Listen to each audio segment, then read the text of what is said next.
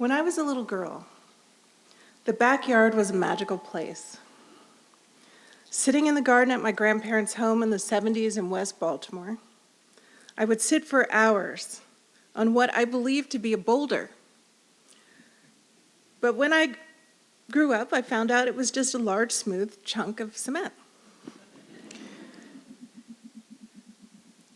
In spring and summer, my grandmother's irises and roses and peonies bloomed taller than me, and my grandfather rotated planting crops of corn, tomatoes, string beans, cantaloupe, green peppers, squash, and pumpkin, and that was one of my chores. I had to help pick all the ripe things, which I enjoyed when I was little.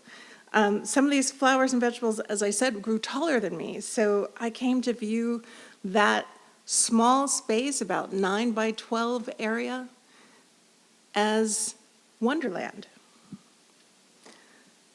You know, my imagination as a child was encouraged, and I ran with it. I spent hours playing in this backyard, observing bees, ants, spiders, and nature. It was enclosed by a chain link fence, surrounded by a sidewalk, and I would imagine myself as small as a Smurf and experience the yard from a tiny perspective. There was a hole in the sidewalk that, when it rained, filled with water, and I would sit there and stare at it. There were little bits of copper, little bits of moss, and it seemed like a little world. And I said to my mom, "What is this? It's like a small landscape." And she taught me the word microcosm. I felt transported through these experiences and through the literature that I read.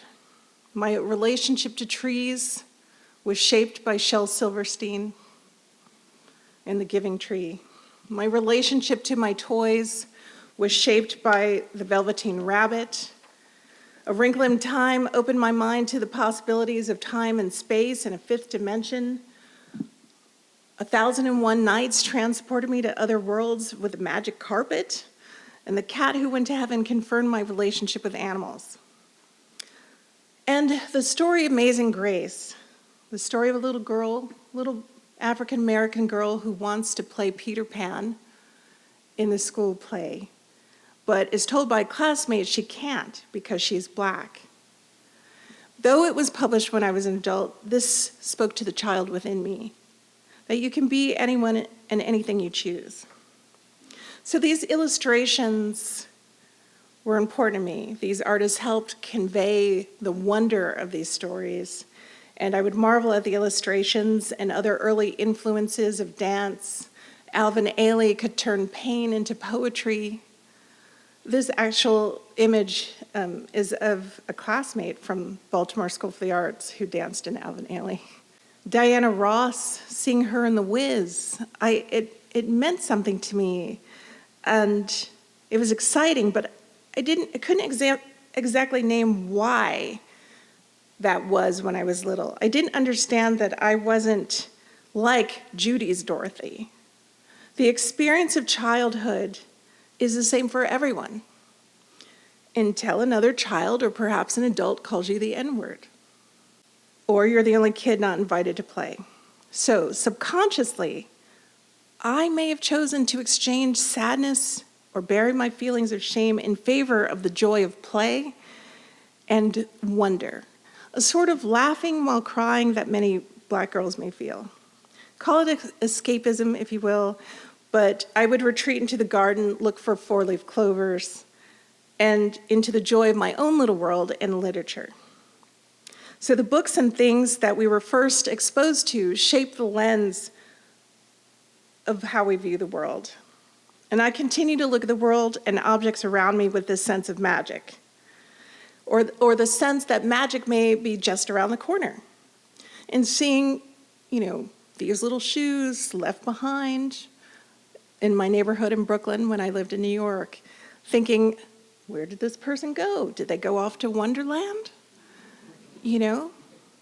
These paths that we walk, seeing puddles still as microcosms below me. So Maybe imbuing my world with the sense that magic is just around the corner is like a survival mechanism, a tool for survival. Experiencing and seeing the truth of the world and its harsh edges and its situations while maintaining the sense of wonder within is something that William Blake called organized innocence. And so I began to use objects in my work in this manner. When he speaks of organized innocence, it's the experience of two contrary states of the human soul through which we all pass. Without contraries, Blake believed that there was no progression. Without, the pain and subjugation, you can't achieve forgiveness or transcendence. Red shoes, the significance of having shoes is taken for granted. Some people live barefoot and others have 40+ pairs. With an awareness of these dualisms, the have and have not, the beauty of basic needs of fabric and of clothing, they become apparent to me. And in found installations like these that I've observed in cities, they inspire me to connect these energies within my work and with hopes that others may find beauty in the everyday. I had a classical art training. I went to high school for the arts in Baltimore, and I was told to draw 100 ellipses a day to work my hand-to-eye coordination. I wasn't allowed to sit when I drew. Nobody could. It made your hand lazy. And I was taught that you couldn't abstract life without observing it.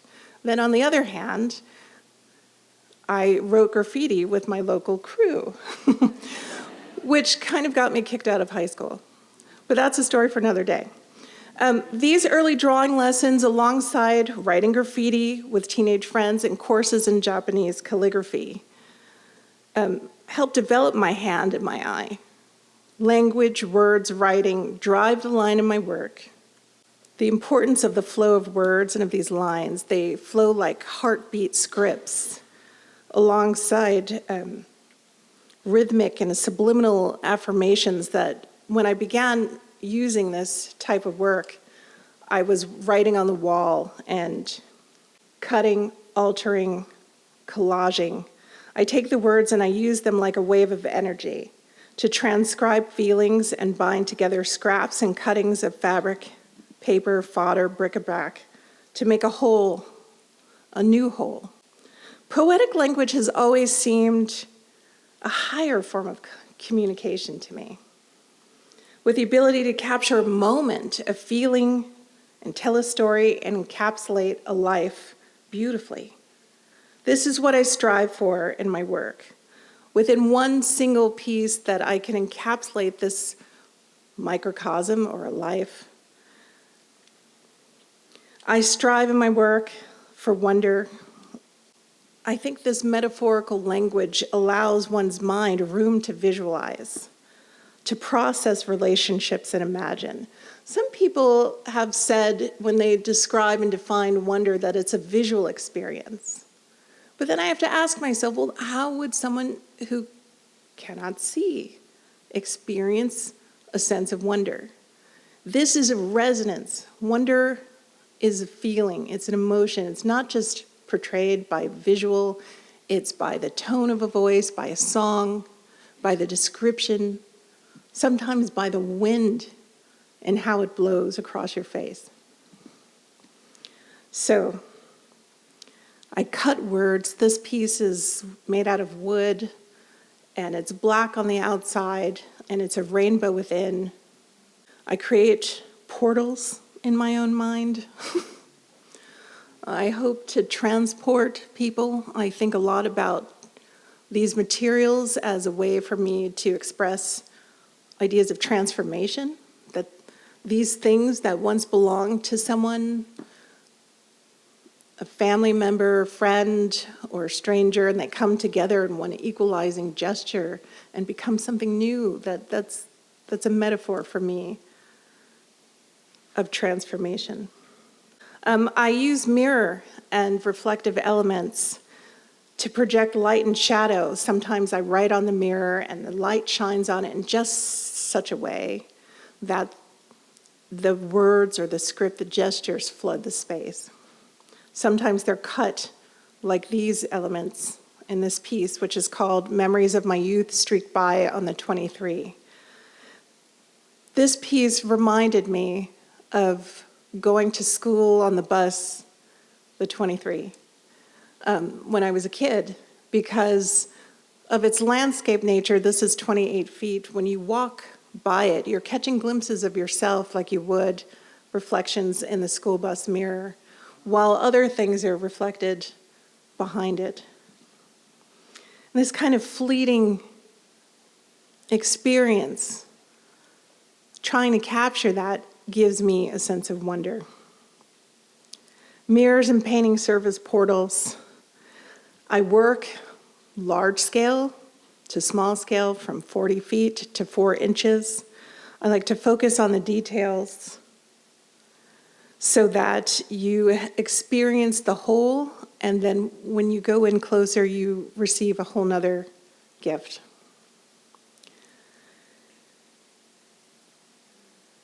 So this is paint on the wall that was done intuitively. That's another thing. Just like I don't exactly have a script for the talk, I have words, but I like to work intuitively because this gives me a sense of discovery. I don't know how it's going to turn out. And to do that, you have to embrace failure. And you have to embrace uncertainty, because it may not turn out how you think it's going to, but maybe it becomes something greater. This piece, the wall drawing, this is a 40-foot wall.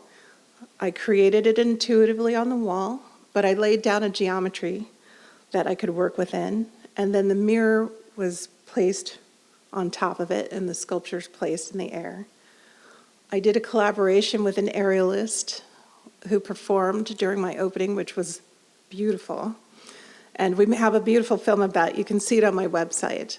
But I've collaborated with dancers and created sound in different works. Portals. I grew up with a mother who is multi-talented and a seeker of knowledge. And this journey with her at some points took me into experiencing Carillion photography, which captures the electromagnetic field or electro field around your body, or the, as they say, an electrical discharge. You have to put your hands and feet into these metal things, and it somehow captures your aura. This was at the point where I think of as the most clear and balanced and inspired of my life. 1995, that was so long ago. I hope I'm still that inspired. I'll have to take a new photo. I had another photo taken after the loss of a family member, and my aura was red, completely red, except for this blue circle here. So, meditative practices, music, we were talking about resonance, song lyrics, bits of poetry get abstracted, and I use them as lines in my work. And one example of that is Stevie Wonder's Song in the Key of Life. It's one of my favorite albums. It's an epic and transportive, resonant with wonder and love. I'm drawn to words that call attention to universal connection. One of his songs is called If It's Magic. If it's magic, then why can't it be everlasting? Like the sun that always shines, like the poet's endless rhyme, like the galaxies in time. So if it's magic, why can't it be everlasting, like the lifetime of the sun? It will leave no heart undone, for there's enough for everyone. So, scales that confront the body, larger than life scale, create a sense of wonder for me. This particular mural is 70 feet. It was aligned and calibrated with the surrounding buildings. So I use geometry to help me organize chaos. Geometry, color relationships, and their meaning and symbolism are important tools for organizing and harmonizing my gesture and all these disparate elements that shouldn't belong together. This piece is, in a way, a self-portrait. It's called My Song to Sing. It's made out of show cards from all the shows that I had made up until that period of time, and it's imbued with some of the text from Walt Whitman. Song of myself, I celebrate myself, and I sing myself. And what I assume you shall assume, for every atom belonging to me as good belongs to you. These universal connections are something that I'm looking for. Maybe it's to make sense of the world. Maybe it's to give it meaning for myself and what I do. Because, if you don't pursue subjects that bring you joy and wonder, what's the point? So, movement, sweeping gestures, being swept away like a whirling dervish, frenetic, meditative, transmutation, and metamorphs and butterflies is the realm that I prefer to dance in. I use my whole body when I'm making these marks, so a lot of what you see when you're confronted with it is the trace of my movement. Self-portraiture. This piece, shaped by light, shaped by rainbows, speaks to these elements. My Girl Scout memories, joyful and dramatic.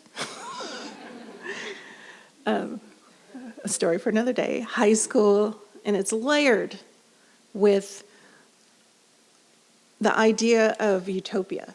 That's another thing that I look at. These little landscapes, like my grandparents' garden, green patches, that your eye is drawn to them no matter where you are.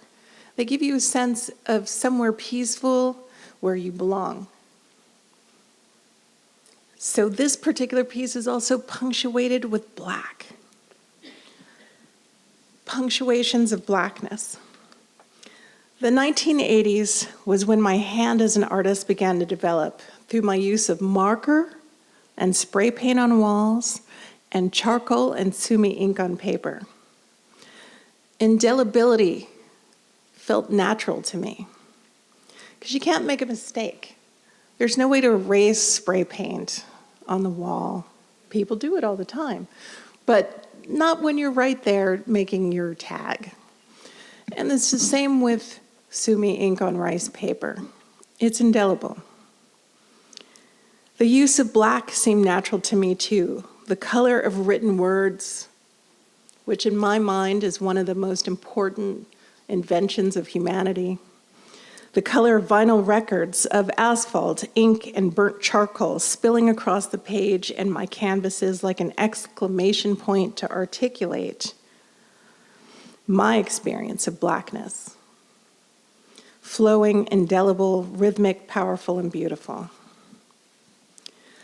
Color is a complex cultural construct that resists generalization and indeed analysis itself.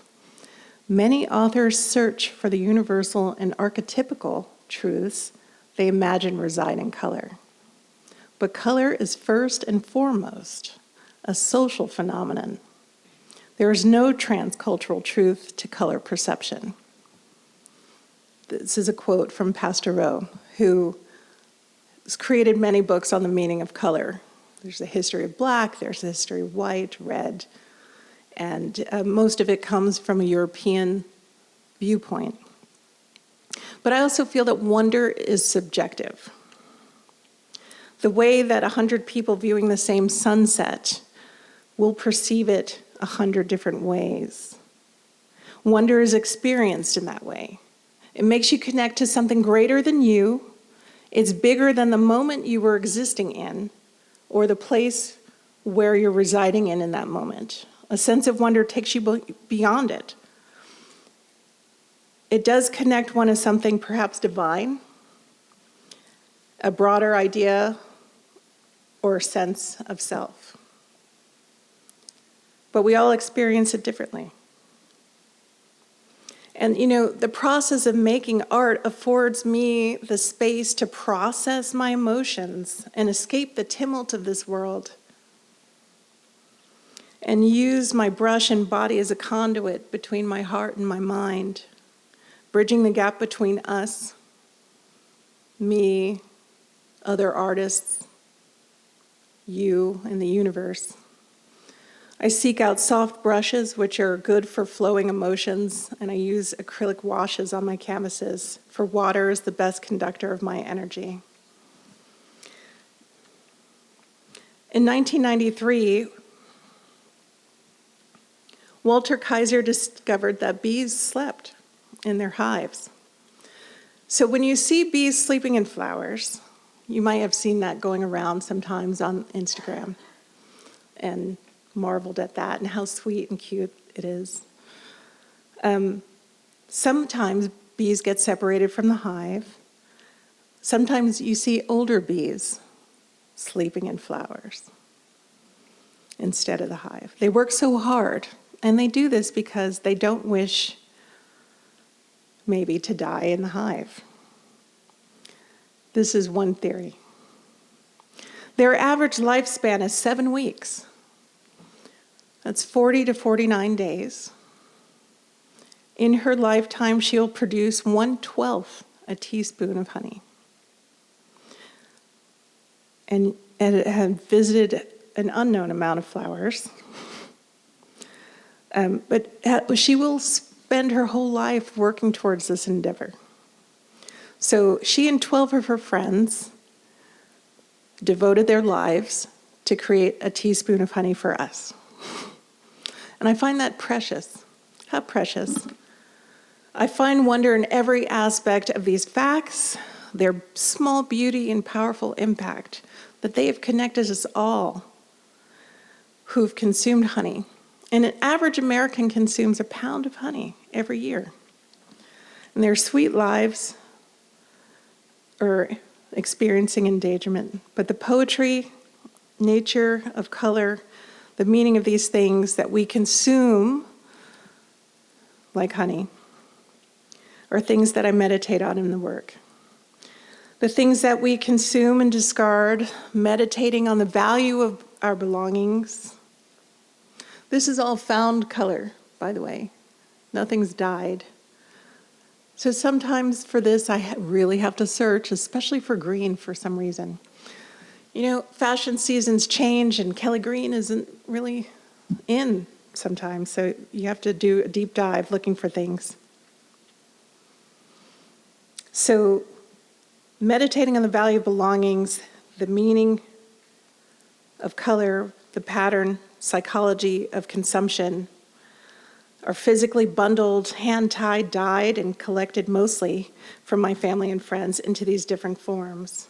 The piece on the left is dyed by hand in these shades of blue, and also people came in and inscripted their prayers into this particular piece. I've experimented with their weight, their gravity.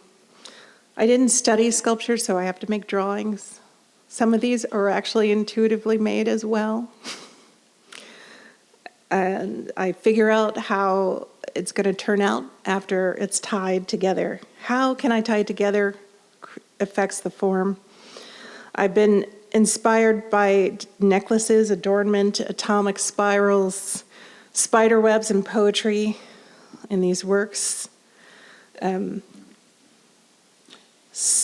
songs.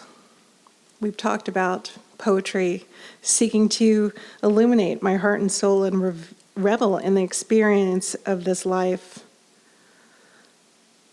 This piece, Song Thrown at the Sun, the title comes from this poem by Langston Hughes. Gather quickly out of darkness all the songs you know and throw them at the sun before they melt like snow. So, as I said, I'm looking for these connections, and I use my entire body in the making of these. Sometimes it's a sweep of my arm and how I can tie things. Sometimes it's my actual body prints on walls like this or on canvas. I began doing works like that in 2009 to assert my presence as a woman in the museum space. Other voluptuous sculptures take feminine forms, accepting my own curves, using my pants, my studio pants, my jeans, in a piece like this, which also reminds me of the concept of above and below, as above, so below. The title of this is Soul Elsewhere, and it comes out of a Rumi poem. My soul is from elsewhere, I'm sure of that. And I intend to end up there. I've created performances where I've affected my own body with the gesture of my sculptures, bundling myself like this piece on the beach. The gestures are ritualistic, sometimes a form of prayer. And we talked about travels all over the world, from Egypt to Ireland, to the Red Sea, through Mexico, Chichen Itza, visiting these different people all over the world, Europe, Mexico, Africa, New Zealand. I began to see, these were things that I would do when I was young, and I began to see, connections between us as a people, ties that bind, literally. The way that we tie knots, our use of fabric. Fabric is one of the most important inventions of humanity as well. Some of these things or aspects of seeing the world come from my mother, and our explorations together studied different religions and spiritual beliefs, philosophies, and travel, and ceremony and gatherings from different indigenous cultures around the world. But I section these aspects of my life from others because as a child, it's hard to explain to my 11-year-old friends that I had gone to a meditation circle or to the Tibetan Center, or explain to them who the Dalai Lama was, or what astral projection might be, or holistic medicine. And now, as you know, the world has embraced yoga and different holistic medicines and theories that were ridiculed before are beginning to become commonplace. But they affect how I see the world, including the magic of my grandmother's dresser. I used to stare at my grandmother's dresser when I was a kid and my mother's dresser and look at their things. I think many children do.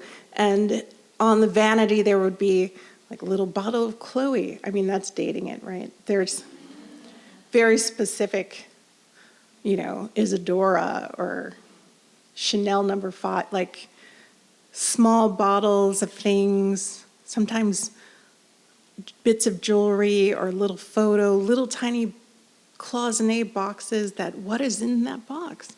I want to know. I was very nosy about it all. And I looked at these little things as I would the puddle, like a microcosm. And so the piece, there are 2 cases in my show here in Parade that have some of my drawings for the sculptures and portraits of the women in my family in their gold frames, similar to the gold frames of the portraits in that gallery. Now we've caught up to the show. So Stargazer, which is now in the Ringling collection, is a piece that is dyed and written on. It's bundled, and it was created with the idea of imagining a slave trying to seek freedom. I was imagining the path along the Patapsco and where I grew up, and what it might have been like, perhaps stopping to look at the stars, and maybe even making a wish on it. and thinking about the idea that we all look at the same stars and wish on the same stars. So there are extended labels in all of the galleries, some of which I've written personal accounts of why I made the piece, so I encourage you to look at it. Including this piece, which is one of my most cherished because this piece, Matumba Deity, its plinth is my grandmother's dresser. So drapery, cloth, the classical hand come together in the show in a way that I've never experienced before. I had a classical training, an art historical background, and had to draw drapery and study some of these painters. So it's inevitable that it influenced my hand growing up, but it became my own. And so I see the show as sharing inspirations. You know, I'm inspired by some of the same things that the Italian painters were inspired by. Looking at different cultures, looking at fabric, the allegorical mythology. They come together and they're crossing bridges between materials and meaning, cultural gaps. This work, Blue Unity, was inspired by one of the aerialists from the circus. And there's a sound piece that incorporates sounds of aerialist movements in it. It's a sound collage. I created these performances called breathing rooms, where everything that I've inspired by comes together. I've employed yoga instructors to come and breathe with me, different types of breath, and invited the audience to take part in these ritualistic gestures of cleansing and transformation. That's me in the center. We're coming towards the end.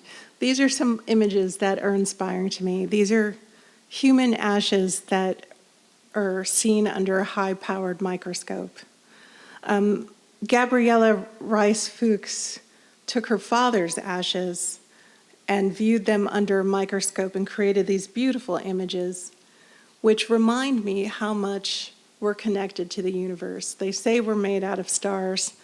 In 2017, a study of 150,000 stars proved that humans and our galaxy have 97% of the same kind of atoms. We're all made up of the same elements.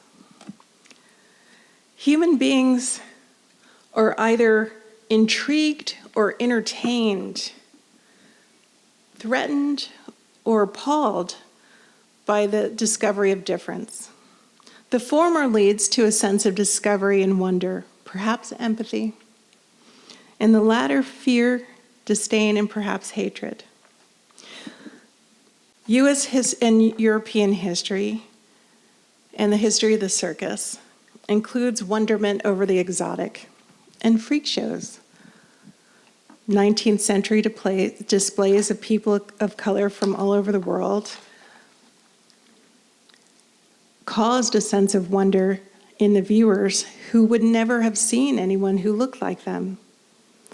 214 years ago, a South African woman named Sarah Bartman, who they called the Hottentot Venus, was one such woman. There was a time not long ago when a woman like me, with skin and coloring like I have, may have been new to see and may have triggered all of the responses that I listed. And perhaps they still do. Levels of surprise, admiration, awkward discomfort from my candor or my ideas. In this moment, I want to note that I see wonder in myself as being a human being. And I see wonder in all of us, for better or worse. And I believe that if we can all see each other as a source of wonder, the surface glance of our differences and getting deeper beyond what we're wearing and the clothing and patterns that we adorn ourselves and how we identify. And the hope of my work is that it would instill that curiosity and interest for us. Since awe is a feeling, it is an individual and interior experience that one can replicate and induce simply by opening one's mind and wondering about something. So I'm going to leave you with a clip from my last performance film, another breathing room experience. Do I click it?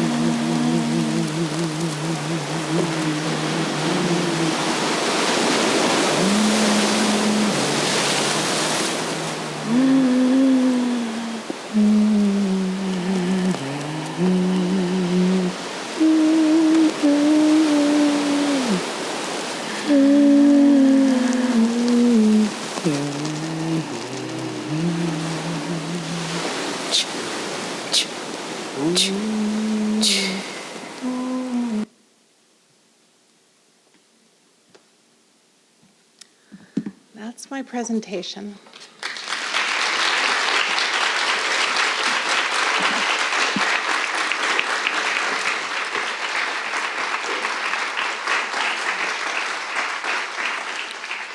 Shinique, that was as beautiful as your sculptures are. Really, you painted such gorgeous pictures about your experience and your understanding of wonder. Thank you. Thanks for saying that. It was wonderful. I hope so. Overused. Ask me questions. Exactly. That's what I was going to say. Is we have a little I left bit of a lot time. out. So if anybody has any questions, either Sarah or myself will bring you the microphone. Got one. I wanted to know, so the piece with your grandmother's dresser and her jewelry and like other pieces that you say like friends donated clothes, do you ever feel like a sense of loss of like these pieces and have like transmuted in their form? Like you can't like go and take the necklace off the dresser anymore. Like Yes. What does that, like how do you make that choice basically? It's sacrifice. It's so funny. I gave a talk that's a good question. Do I miss anything? I gave a talk a while back, I think it was at Harvard, and I called it The Shirt Off My Back. Because I have done that, and I don't do it anymore. That's why I make sure I'm not wearing anything good anymore when I'm working, because I took the sweater I had on, and I put it in the sculpture, and it was a great sweater. And I miss it. The sculpture that's in Gallery 20, the Aster Cream Salon, has pearls from my grandmother on it, and a necklace just like this of turquoise that I took off my neck and then I had to replace it. Sometimes it's replaceable, sometimes it's not. But hopefully usually I only add things that give significance to the piece. Yes, sir. Thank you for this work, and you're really looking forward to learning more about it in the future. My question, I guess, is a follow-up on what you just spoke about, sort of the end of the food chain, so to speak, for clothing and garments. I'm curious about your thoughts about the ethics of clothing production globally, how you have kind of obviously engaged with fabrics and textiles, and of course leads me to think about cotton production in the United States and that history.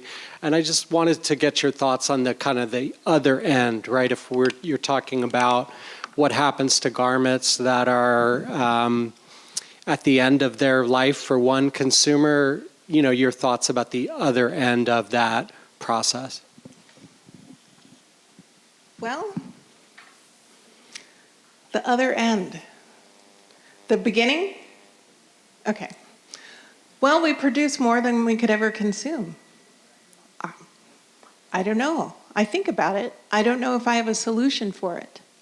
Because people, commerce is driving the economy. Fabric has always been money. We've traded it on the Silk Road. I mean, you mentioned the cotton industry here. And the whole reason for slavery was to boost that. But it's still happening, so in different countries. My opinion, I don't know where we end with these things. It can be quite disheartening how much is made. And on one side, jobs are provided, money is circulating, but not even to the workers, really. So I don't know. I don't even know how to answer the question. It's a tangled web that seems ceaseless. And I think part of it starts with the consumer. Because if we stop taking things for granted, when Sarah and I were talking about this the other day, our grandparents reusing, because, they grew up during the Depression or they experienced something earlier in the 20th century, that they reused paper towels. We don't. I mean, we kind of do, but you know what I mean? Like, if we stop taking these things for granted and stop consuming, maybe there would be a shift in the production, because production is for the demand. But I don't know that much. Great. We have time for one last question. Make it good. No pressure, right? I just wanted to say thank you so much, Shinique, for being here again. It's been a privilege to watch you work and just hear your wisdom and tokens of inspiration for me being a fellow here at the museum.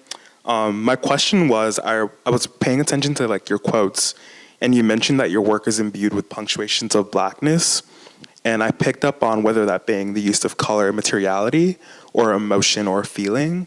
And I wanted to know, how do you strike a balance between the two as you're working through a body of work or a series for a show, or like the one at the Ringling? What was that experience like for you, that process? Well, how do I strike a balance? I don't know if I always do. Sometimes I do. I strive toward it. Things happen intuitively. I make connections.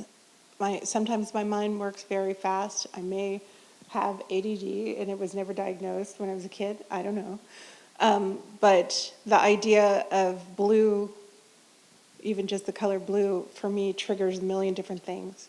And so it's also what's available and what comes to me and what I see a connection to. I'll save a minute little piece of something for years before I use it. It's also time. We're talking about this show here at the museum. These works were not made at the same time. They've never been shown together. Stargazer and Grace Stands Beside have never been in the same room until now. And I've never had a show of sculpture until now. So when we chose the works for the show, they were chosen by their relationship of color and meaning. And it ended up being more of a feminine, figurative show in the end. That's not how it set out to be. But I think every artist figures that out for themselves over time. And like I said before, you have to embrace uncertainty and the idea of failing.